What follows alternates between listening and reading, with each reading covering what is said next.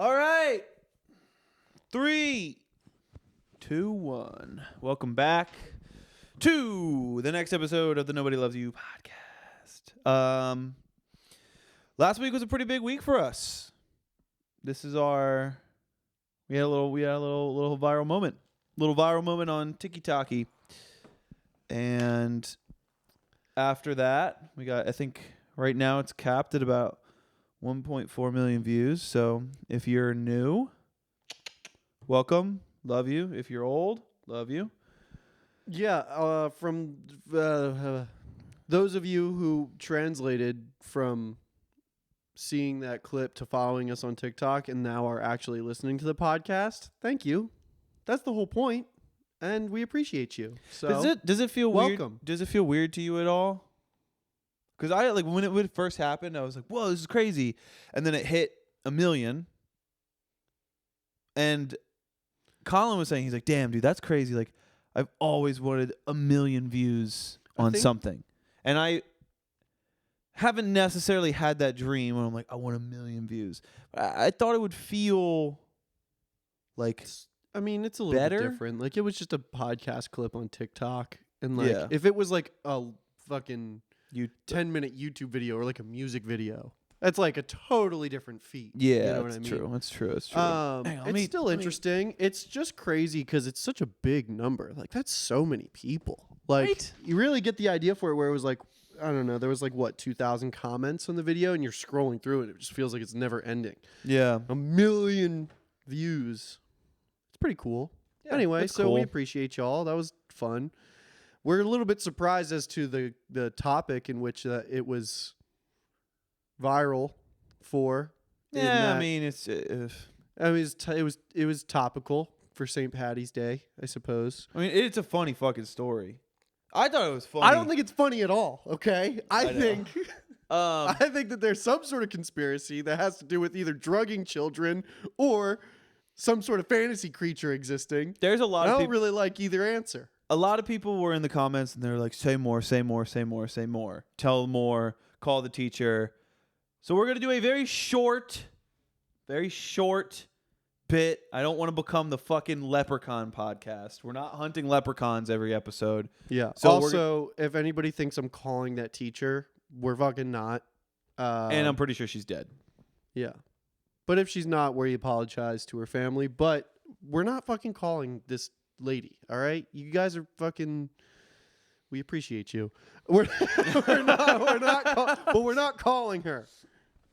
So we have this whiteboard here. I'm just going to draw everything that I saw or just the scene in general to my memory and my good buddy Jake's memory based on the conversation we had about the whole situation, okay? So I'm going to draw it real quick and then, It's like Pictionary. Yeah, like Pictionary. Are you going to be able to talk? You can't talk while you draw, so I guess I'm on my own here. I can talk and draw. You don't know me. Are you going to describe what you're drawing? Or Yeah. For the audio only So- listeners? For our audio only listeners, the way that I can best describe it is that everybody remembers some sort of like moment in class when you're in kindergarten where the teacher brings you over to the rug and you all sit in a semicircle and you fucking listen to her read and shit. So she brought us over to the rug. She had like a chair similar to the one that I'm sitting in. Which I'll just draw that real quick. Boom. Chair. She's sitting here in said chair. And then we have all the children sitting around. They're all like, that's us sitting around. That's her reading in the chair. She has a bag on the ground. Bag. She brings out said leprechaun, who's like really tiny, and sits him Draw on the knee. Draw. You don't have to draw it to scale, but draw like a picture on the side of what the leprechaun looked like. I don't remember exactly what the thing looked like. Fucking tiny, wearing green, ginger. You know, like it looked like a fucking leprechaun, exactly how you would think the leprechaun looked like.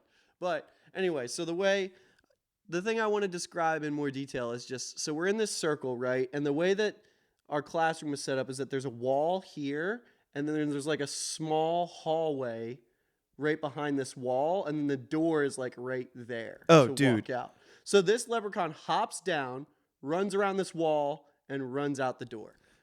Somebody's comment really fucking cracked me up. If this guy is watching this episode, what's up, dude? His his comment was, "How did the leprechaun open the door?" It was already open. Yeah, I do remember that specifically. That is hilarious, though. I was just like, "That's fucking great." Yeah. So, but it was weird. I remember it freaked me the fuck out because nobody like said anything. Like this thing just like stared at us silently and then hopped off her knee. Like imagine I bring a fucking leprechaun out, place it on my fucking knee, and then let me guess, it hops off and runs out the door. And then the door was like around a wall behind me and like out this way. So do you think? I mean, I know you saw it, and like your 5-6-year-old brain is like, that is a real leprechaun. But now as a full adult, I don't know. It's fucking weird. I don't want to be. I don't know. I'm as agnostic about this as I am with everything else, you know? I'm agnostic about what I want for dinner tonight. So I think it's a little bit. I don't know. It's weird. If you want to believe that what I saw is truly what I saw, you just have to, you're believing the memories of a 25-year-old who is recounting something from 20 years ago. Okay?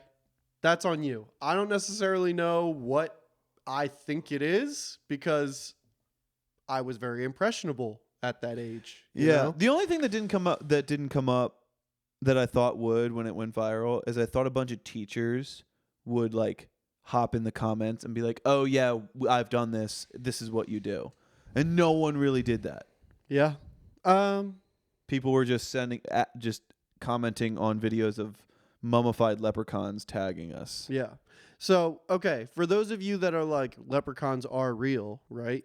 Let me just venture to tell you this. We know that this leprechaun was somewhere in between like 7 inches and a foot tall, because that's based on the memories of me and my friends that were also in that class. That's what they said. And he looked like fucking the goddamn elf from the cookie commercials. What the fuck? Cookie? You mean Lucky Charms? No. What's the elf that makes the cookies? The Keebler? Oh, elf? that guy. But sure, Lucky Charms too. Whatever. It's all the same. It's all the same creature. You know. Magically delicious. All right. Closing thoughts. We're gonna do. We're not again. So anyway, if that sounds incorrect based on your mummified leprechauns that do exist, you're like, no, leprechauns are actually 2.5 feet tall. Well, then guess what? Looks like they tied an elf on the shelf to some fucking fishing line and pulled it out the door. You know? There it is. Anyway.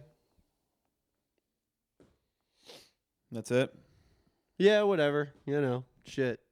If anybody really needed that, you're welcome.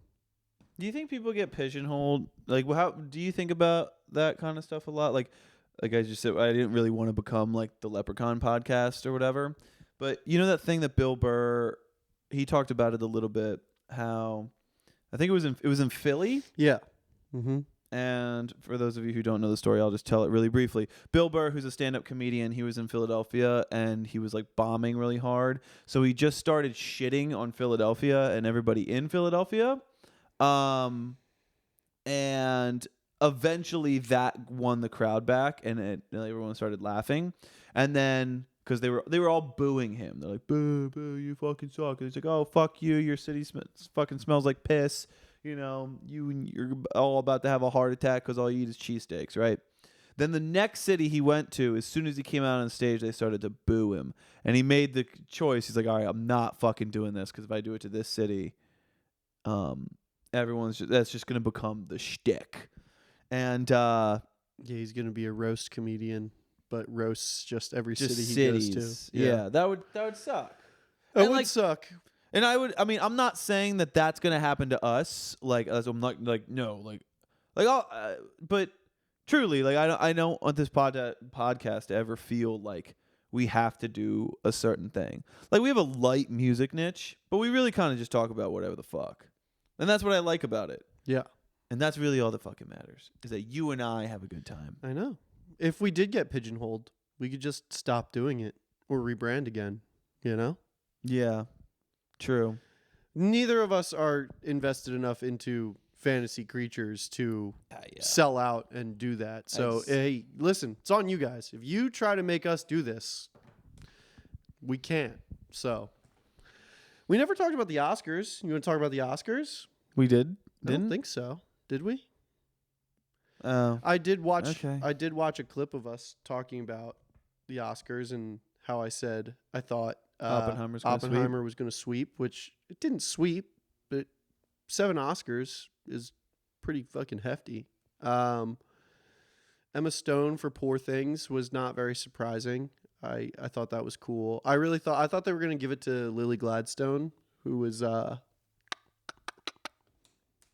Killers of the Flower Moon. I didn't see any of these movies, dude. I didn't see it. I saw Oppenheimer. That's it. I'm realizing, because for some reason I was like, damn, I saw a lot of movies this year. I'm going to be ready for the Oscars. You weren't Oscar ready. And then I sat down at the Oscars and they're saying I was like, oh, I didn't see that. Oh, I didn't see that. Oh, I didn't see that. So I think I just saw Oppenheimer and I was like, damn, I've been to the movies a lot this year. We saw a lot of shit movies, but yeah, dog shit movies. Oh, the one thing I didn't like was Godzilla -1 winning special effects. I liked that movie a lot, but the special effects were pretty ass. And that's pretty much all I have to say. That's the only thing I have to say about the Oscars. And then the one other thing is that I was thoroughly entertained during the Oscars, and I think it has something to be said about everyone being an actor, than comparatively to the Grammys. Because if you watch our Grammy episode, you'll know that Karl and I both felt that the Grammys, it's just boomer humor. It's not funny to me. I fucking hate it. And what it really comes down to, I think someone said that in a comment section, it's television. Television is made for fucking boomers. It's not made for us. What? Nothing. Go ahead. Television isn't made for us Gen Z, Zillennial / millennials. You feel more Gen Z than millennial? Well, so I was thinking about this the other day. Our early childhood. Well, let's just give everyone context. 97, 98. Okay? We're right on that cusp where I think technically you're definitely Gen Z.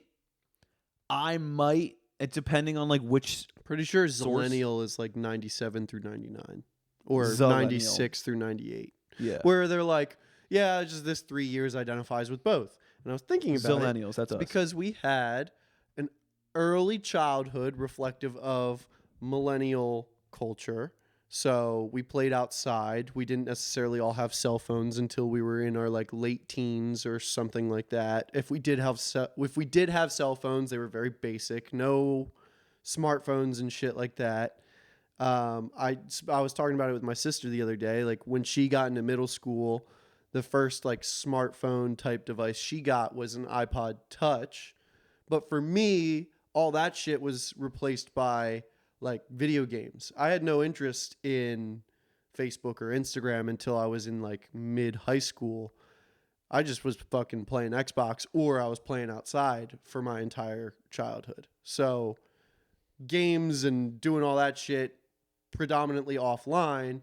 And then a lot of our formative years, we switch over into a Gen Z mindset where it's we dive into the internet and Instagram and all that shit. We kind of experienced that a ton, and we're still, since we're younger, it's each generation that is birthed into the world becomes more and more tech savvy. So that's what I think it is. Do you really think that social media is one of the, I know it's a defining factor of these generations, but you were I didn't identify with Gen Z as a kid because I was playing video games and playing outside and because I wasn't on Instagram. You think the defining factor of what makes Gen Z is social media?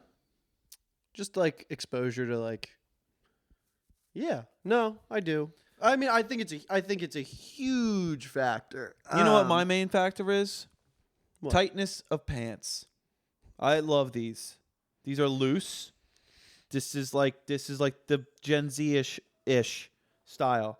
For me, millennial is like skinny jeans. And you see somebody in purple skinny jeans, that's what I think of. And I fucking hate that shit. I think it's stupid. The fucking mustache on the thing. I know people who have that tattooed on them. Oh my god. Nothing wrong with that person. But that's a fucking cringe tattoo. Yeah, I mean, I don't know. There's a lot of different things. I mean, I guess I think of like iPad kids, but they might be like Gen Alpha at this point, not Gen Z as much. Gen Alpha, what year is that? Like kids born like 2007 to like 2016, I guess. Something like that. Maybe even later. But I think it's also like a humor style. yeah, I mean, I think another huge factor in it is like what generation raised you as well. True. You have to get into that a little bit. You know? And like this whole Gen Alpha thing, Gen Alpha is being raised by millennials, essentially. Yeah. So Millennials, the worst group. yeah. Gen Alpha is growing up on iPhones and beer gardens with their parents. They're going to breweries and hanging out and eating French fries and I heard going to farmers markets. And I heard shit. something about like older Gen Z kids or younger Gen Z kids. Maybe it was a Joe Rogan clip. I don't know, but it was talking about the differences between like millennials and Gen Z and their self-confidence and stuff like that. And the cliche at least is that like millennials really feel like entitled to a lot of stuff and they feel like they're special and they can do whatever they want. That's like the idea behind millennials. Yeah, but I feel like I feel like that changed to Gen Z as soon as millennials got to adulthood. Yeah, but it's bullshit. It's not that. Like that's what millennials decided that they were gonna say, because the group like they were just old and they were sick and tired of hearing that, so they just wanted to start making fun of the next generation. But when you are at least with this one piece of research that they were doing on Gen Z versus millennials, is that Gen Z felt that they couldn't take things on. They couldn't be in leadership positions and they couldn't do those things and they weren't prepared for it. Yeah. Comparatively to millennials who really felt like they all could do it. And it's interesting. It is interesting. I think a lot of it has to do I think a lot about the success of people and how like easy it is to watch people become successful as on the internet now. I think that's going to have a major effect on a lot of people. Like, I know it's like whatever, like grind culture, right? Like, yeah, rise and grind. I think I'm interested to see how that has an effect on people. Yeah. But on a lighter note, how do you feel about the fucking Boston guy? Like, yeah, we're going to fucking absolutely hammer some Excel spreadsheets. Let's get after it. I don't know what you're talking about. What? I don't know who that is at all. Oh my god, what the fuck is his name? Hold on. Let me look him up real quick. I'm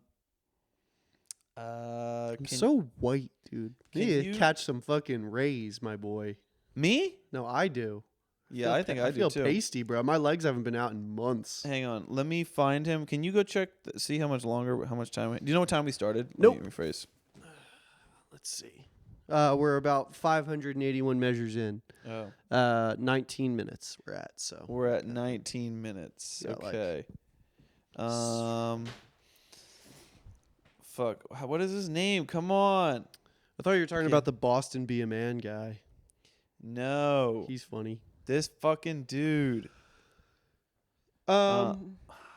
Talk while I find this. I don't know. So the reason I brought up the Oscars, I had a whole plan, and then you threw wrenches into my plan. The reason I brought up the Oscars is because one thing I'm not upset about is Ludwig winning for Best Original Score for Oppenheimer. That fucking music score is phenomenal. I listened to it a lot after we saw that movie, and I love it.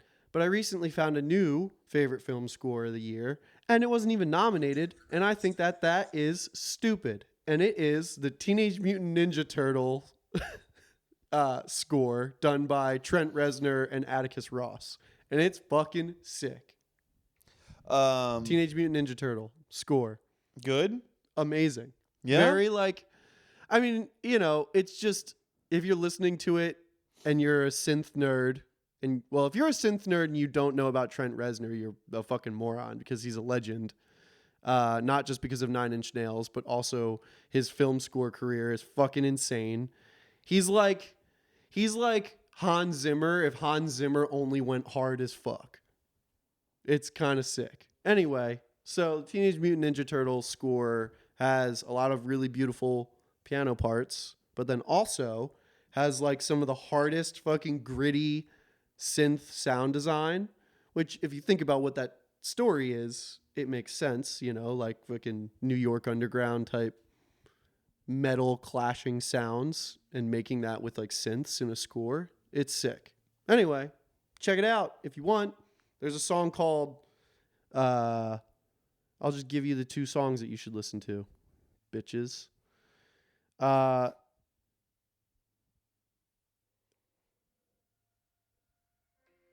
That's not it. New Form of Life Itself and Murder the Shreks. You should listen to both of those. That's the name of a song on a Teenage Mutant Ninja Turtles? Murder the Shreks. Yeah. Hell yeah. That seems violent. I think we're going to get copyright strike. You can't do that. All right. So, you don't know this guy. Davis Clarke. No. He's the dude. He's like, I'm tired. It's Wednesday. I'm still going to power through. Let's get after it. Get in there and hammer some Excel spreadsheets. This guy right here. Oh, yeah. This fucking guy. Yeah, I've seen him. I was about to go rip a country concert. Hey, that's what it's all about. Doing the right things. Keep it rolling for the people, and you're a legend. All right. Have you seen the guy, the 25-year-old single man in DC who does his outfits? And he's like, have you seen him? It's essentially the same type of influencer. But this guy, first time I saw this dude, he pissed me off. I was like, he's talking about hammering Excel spreadsheets. And I was like, fuck you, finance bro. Like, I'm not about it. And then I saw him again. And it was just him like, come on, boys. We're tired. We're still getting after it. Let's go. Let's show let's coming for the big dogs. And then again, I saw him again. He's like, shout out to my boys on the commuter rail. And he's just on the fucking commuter rail. And I swear to God, this has happened to me a few times.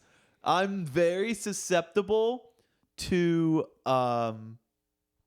like people who are relentlessly themselves and relentlessly at least positive. Yeah. He's one of those dudes. Like, he's a fucking to me, he appears to be like a clown, just like, whoa, you fucking dumbass, like, working fucking corporate America jobs, like, yeah, hammering Excel spreadsheets. That sounds horrible to me, but he's out there doing his fucking thing, and I gotta respect the shit out of it. Gotta respect the grind, baby. It's only hump day, but we're halfway through. No, it's not even the grind. It's I just like that he's doing him. Yeah. Like, no, he's I get just you. being. No, yeah. Like, he's not being an influencer of like, yo, like, look how. Let me make sure. Hang on. Let me do one thing. All right. He's not being an influencer like most people are. Most people who are influencers are trying to show you like what's cool about their life, Like, what's the dude? Bilzerian?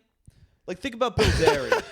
Like, fucking yeah, sure. No, think about it. That's Okay. what all influencers used to be. When maybe like 7 years ago, you'd think influencer. You thought somebody who goes on a lot of vacations and just films himself on vacation, blah, blah, blah, blah, blah, right? You think fucking Dan Bilzerian, look at how cool my life is compared to yours. Like, I'm better than you, nana boo-boo, stick your head in doo-doo.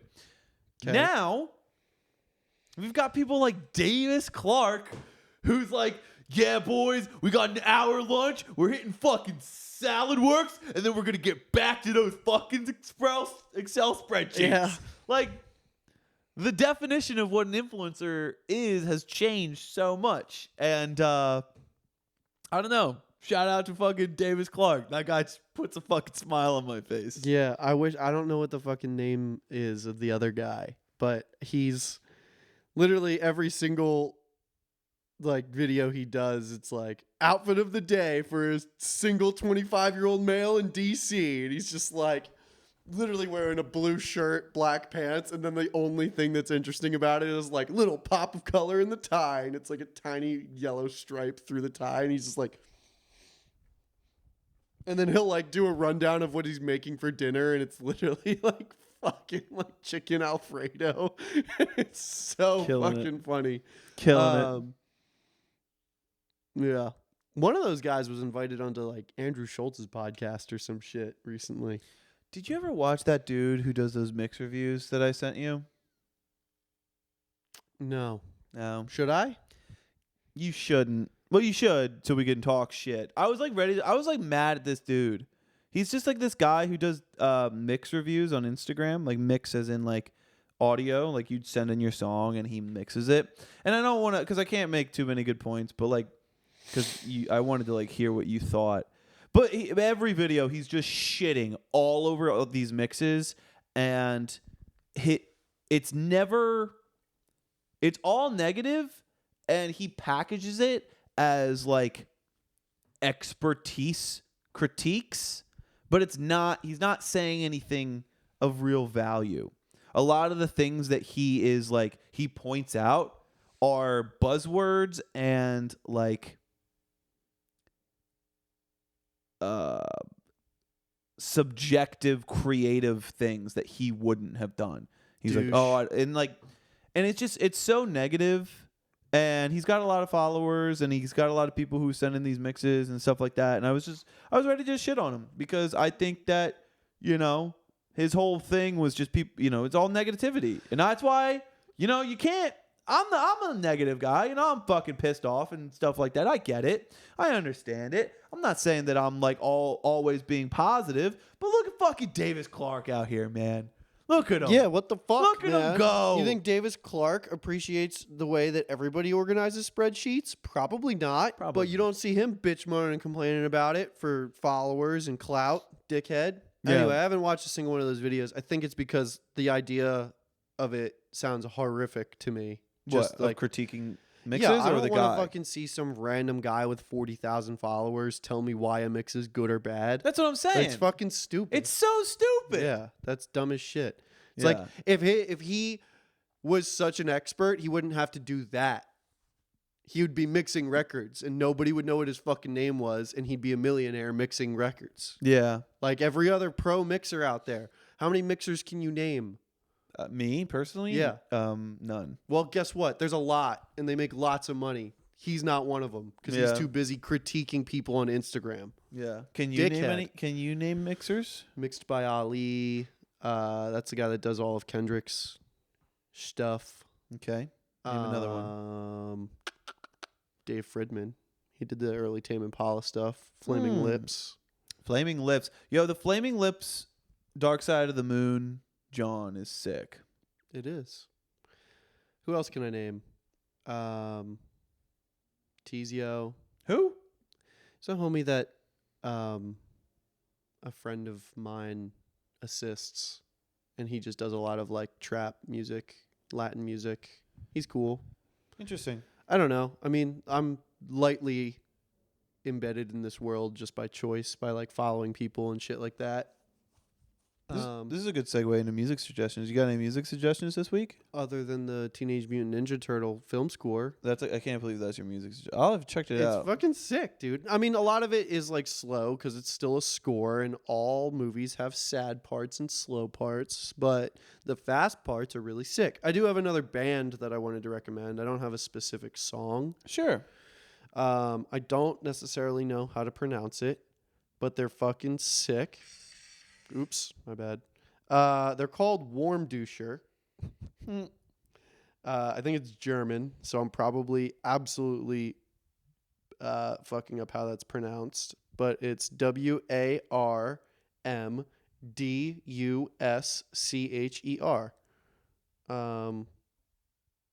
They're fucking sick. And that's really all I have to say. They just make like fun, kind of similar to that band Parquet Courts a little bit. I know Parquet Courts, but I can't think of a fucking single. Just like hard song. Talking Heads-esque stuff. You know what I mean? Dude, I didn't like that. I don't really like the Talking Heads, but I think it's because I only listened to this one album by them, and then I listened to the main one with like the 4 faces on it. Mm-hmm. What's it called? Remain in Light. Yeah. That record is so good. I know. It's really good. Yeah, it's sick. I always love that when you like, you always hear about a band and you hear it, or you hear about like a legendary record and you just never listen to it. Or maybe you've like heard it in passing and you're just like, eh. Can you hit that? You just kind of hear it in passing. And then, I don't know, you give it a listen and you're like, holy shit, I get it. Yeah. Nothing better than Where were you 4 months ago? I was playing that album nonstop. probably not listening. Well, you never listened to me. I listen to you. You don't like what I listen to. A lot of it's trash. No, it's not. It's great. I listen to good music. I just listen to the same music over and over again. And Yeah. I don't get sick of it. My music suggestion this week is Taxman by the Beatles. You're such a douchebag. Period. That's all I'm going to say about that. We played you want to talk about the show we played? Yeah, sure. Maybe not. We played a show this past week. It was very fun. It was cool. The Juno broke as I was setting it up on stage. Thank God, Ross. What's Ross's artist name? His last name, which begins with an A. Anyway, our friend Ross, who was the one that kind of like put us on the bill, his set is like a solo set, and he does a combination of like Ableton Live stuff with How do you say that? Ross Aronow. Aronow.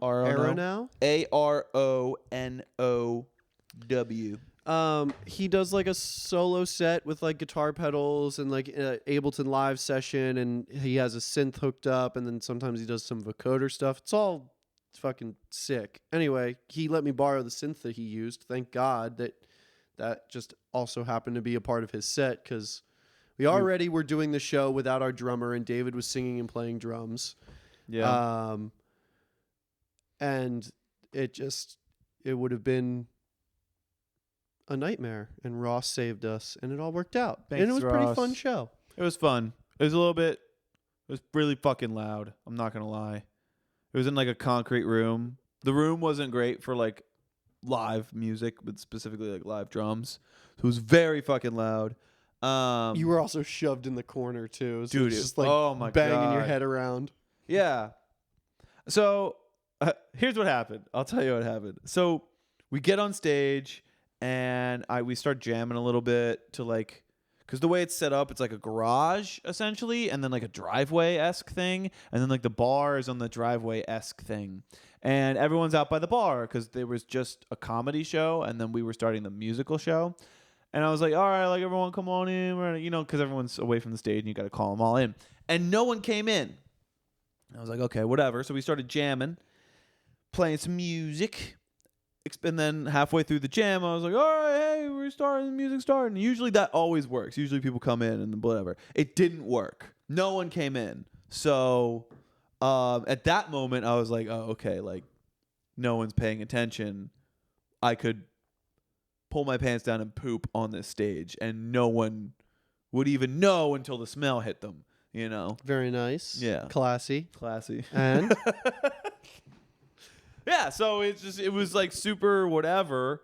But we had so much fun on stage. It was just so ridiculous. Like everything about it just Like was the sound system kind of sucked. I mean, I'm not going to say the venue. No, the but like, sound system wasn't bad. It just there wasn't it was. monitors. That's what made it bad. But yeah, but like it wasn't like it sounded shitty. Like you and the synths sounded great. It just we couldn't. Well, hear I them couldn't very hear well. it. Yeah, that's what I'm saying. And then, it's just like, I don't know, it's just like kind of janky, but it was really cool. Yeah. I mean that I like independent events like that. I always am impressed when people can like pull off something like that. That's a really good turnout for them too. Like they probably made a lot of money for that short film, which Yeah. is sick. It was like $15 a head. There had to have been at least 65 people there, would you say? Yeah, at least. That's pretty good. I don't know what they needed. I don't know what their goal was, but They it was have the cool. trailer out. It's called Don't Touch the Art. Yeah. Check it out. But it Take was a cool. take a look, take a listen, take a gander. Yeah, but the show was very fun. You know, Mr. Moskoff, our bass player, he was up there having a grand old time, which is always good because like I feel like Jake doesn't always cut super loose on stage. Jake's a hard guy to read sometimes. Sometimes it'll look like he's having the worst time ever, and then you'll talk to him after, and he'll get a drink in his hand and he'll be like, "That was fucking sick, dude. We sounded great." I'm like, Yeah, but all like, right, at least dude. this time, like I could see it in the moment. He was like having a good time. Yeah, there's this one song, David's song "Hindsight." He couldn't get the snares to turn off on the snare drum. Which that basically there's this part when you hear the snare drum, it goes, you know, that's right. You could turn that off, so it just goes doom doom doom, and Which I couldn't we get do it to for go that doom song. doom doom. I could just And go. so David's song went from what it normally sounds like to kind of sounding marching snare esque. Sounded like "Welcome to the Black Parade" by fucking My Chemical Sure. Romance. And Jake, like, we're playing the song, and Jake like leans over and goes, "Hey, is he okay?" And I'm like, "Yeah, I think he's fine. I don't think he can get the snare to turn off." And you That's guys all." were like smiling and kind of giggling, and I look over. I'm like in the middle of trying to sing my song and play drums at the same time, and I see you two laughing at me on stage, and I'm like, We're "What the just, like, fuck?" talking and playing at the same time.